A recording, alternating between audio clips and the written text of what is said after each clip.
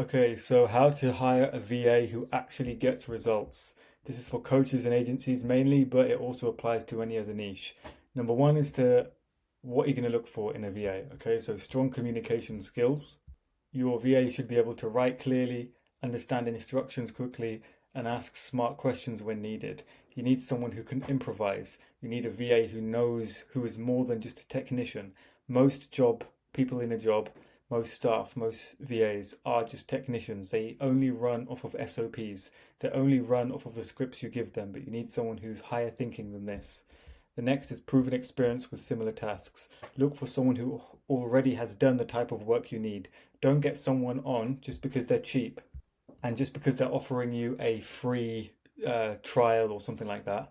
Get someone who's actually worth the money and someone who has experience and has already done the type of work you need, not someone who you're going to have to keep training over and over again. Because that's a big problem that business owners come to me with when they say they have to keep hiring, firing, hiring, firing. The next is reliability and consistency. A good VA shows up on time, meets deadlines, and follows systems without constant reminders. Now, this is a very important point because you have to understand that when it comes to VAs, they have to be reliable. If they're not reliable, you can't run your business with them. Okay, you're not going to be able to scale either. You don't want someone who's doing it, being a VA just for fun or just for a part-time thing. You want someone who takes the VA game seriously. So it's a very important point that I mentioned before that you don't want someone who's a beginner because when they're a beginner, you're going to have to keep micromanaging them. You're going to have to do the job practically for them. And mind you, there are some people who are experienced and they still need micromanaging.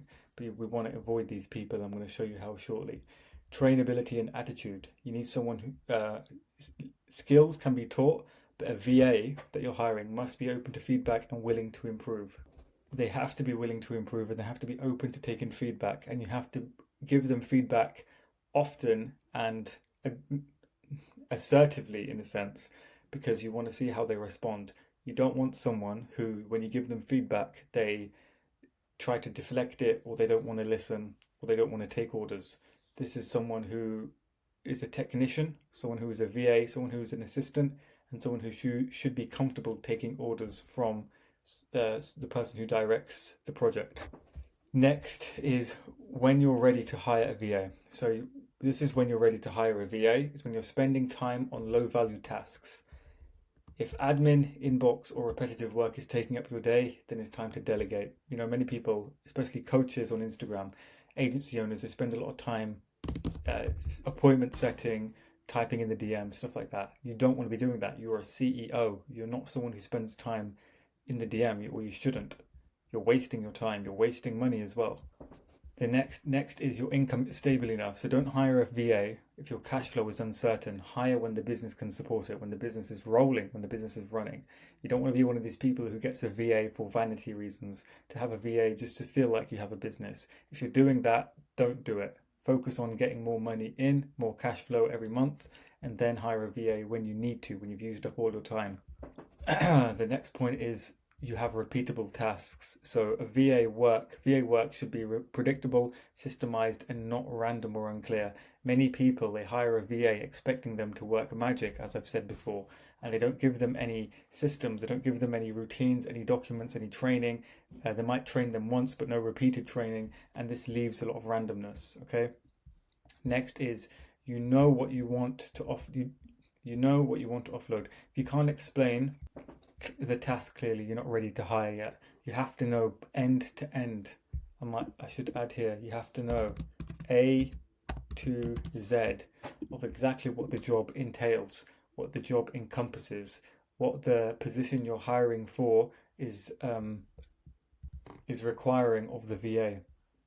So a good way to do that, I suggest, is do the job yourself from start to finish, and then you can understand what is going to be required of the VA. How a VA can save you time, make you money. They free up your focus. When a VA handles admin and operations, you can focus on sales, content, and growth. This is the most important thing that you need to focus on if you want Okay, if you want to scale, if you are trying to scale your business, you need to make sure your time is spent on content really, and growth. And growth comes from content these days. Okay, especially if you're the face of your business. And then sales, you can always delegate, but sales you want to focus on as well. You want to make sure your sales team is in place and your sales are perfect. The next is they increase speed and efficiency. Tasks get done faster and more consistently than if you juggle everything yourself. If you're trying to do everything yourself, appointment setting, outreach, service delivery, everything yourself, sure you can do it working 12 hours a day, sure you can make good money, but you're not going to be able to get past 20, 30k a month. You're going to have, if you want to make 50, 60, 100k, you have to be willing to start hiring, and at least with VAs, how I'm teaching you today. Next is they help you scale without burnout. You can grow the business without working long hours. When you hire, you'll find you'll be able to take time off. You'll be able to relax a bit. You'll be able to like lower your shoulders, be able to take time off. And not because you want to take time off, but because it allows you, it gives you the freedom to. You can take your foot off the gas. There's a difference between working 12 hours a day because you have to stop the business from drowning, and working 12 hours a day because you want to. They allow you to focus on revenue generating work. Every hour saved can be reinvested into activities that directly make money.